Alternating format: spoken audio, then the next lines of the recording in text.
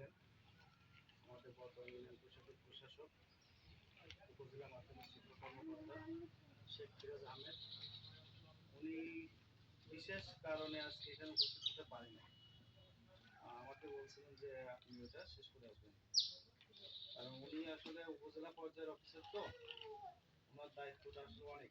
আমাদের ইউনিয়ন পরিষদে এসে যতটুকু সেবা দেয়, যে সময়টা বের করে অনেক কষ্ট করে। কালকে যেমন আসছে বিকাল 4টার পরে, আমরা এখান থেকে বেরোচ্ছি 7টার সময়। উনি যেদিন আসে সেদিন আসলে আমাদের জন্য কষ্টকর বা গ্রাহকদের জন্য কষ্টকর। যাই হোক, ওনার স্কলারশিপ তো আমি সীমিত কথা বলবো।